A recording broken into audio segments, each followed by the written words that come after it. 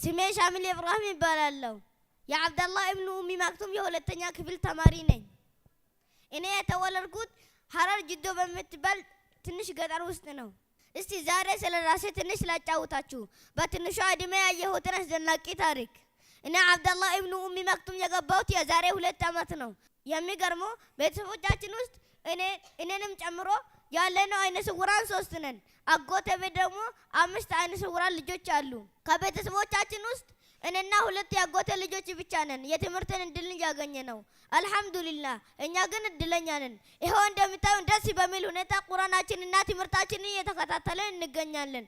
በቤተሰባችን ውስጥ አይነ ስውርነት እንዴት እንዲህ ሊበዛ ቻለ የሚለውን የሚያውቀው አርራህማን ብቻ ቢሆንም በቤተሰባችን ውስጥ እንደ አፈ ታሪክ የሚወራ ነገርም አለ።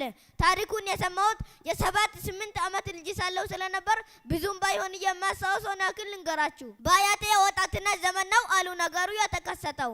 አያትና ጓደኛው አብረው በጋራ መንገድ የሄዱ ሳለ አንድ የሚያውቁ ሰው የሆነን ሰው በአሰቃቂ ሁኔታ ሲገለው ያያሉ። ያኔ ግድያው የተፈጸመው ጫካ ውስጥ ስለነበር ከአያትና ከጓደኛው ውጪ ያየው ሰው አልነበረም። ገዳዩ እነሱ እንዳዩት ሲያውቅ አስቆማቸውና ያዩትን ነገር ለየትኛውም ሰው ትንፍሽ ቢሉ የሞተው ሰው ዕጣ እንደሚደርሳቸው ያስፈራራ አስጠንቅቋቸው ሄዱ። ይህ ነገር ሲታወቅ እንዴት እንደሆነ ባላውቅም የና አያቴ ማየታቸው ተዳረሰበትና ሐቁን እንዲያወጡ የሰው ደም በከንቱ ለመከል በሆነው እንዳይቀር ሲጠየቁ ያዩትን ነገር እንዲናገሩ ሲጠየቁ አያትና ጓደኛው እንገደላለን የሚል ከፍተኛ ፍርሃት ስለነበረባቸው ምለው ተገዝቶ ተናገሩ። ያኔ አያትም ብሎ ማለ ያየሁትን ነገር አላየሁም ካልኩኝ የልጆቼና የልጅ ልጆቼ አይን ይጥፋ የነሱ አይን ይንሳኝ ብሎ ማለ። በዚህ የተነሳ ነው አይነ ስውርነት ወደ ቤተሰባችን ውስጥ የተስፋፋ ብሎ ያወራሉ።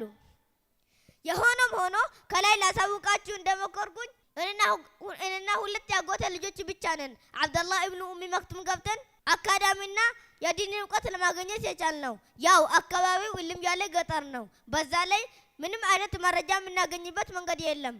እኛም አላህ ሲሻለን አንድ ዘመዳችን በየሆነ ቴሌቪዥን ጣቢያ ላይ የአብደላህ ኢብኑ ኡሚ ማክቱም ማስታወቂያ ሲታወቅ ሰምቶ ከቤተሰቦቻችን ጋር ተነጋግረው ወደዚያ መጡን።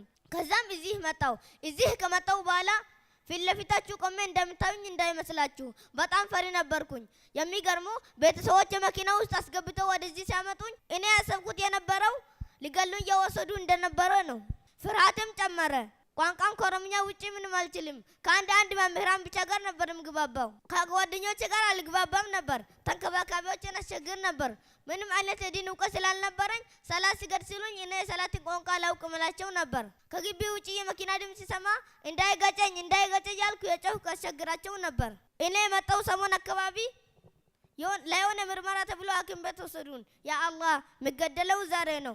አንድ መርፌ ሲወጉኝ ሊገሉኝ መደንዘዣ ነው ብዬ ማልቀስም በጣም ተባሰብኝ። አልሐምዱሊላህ አሁን ግን ያ ሁሉ አልፎ አማርኛም ቻልኩኝ፣ በአረብኛም ኹጥባ ማድረግ ቻልኩኝ። ቁርአንም 7 ሐፍዣለሁ። አልሐምዱሊላህ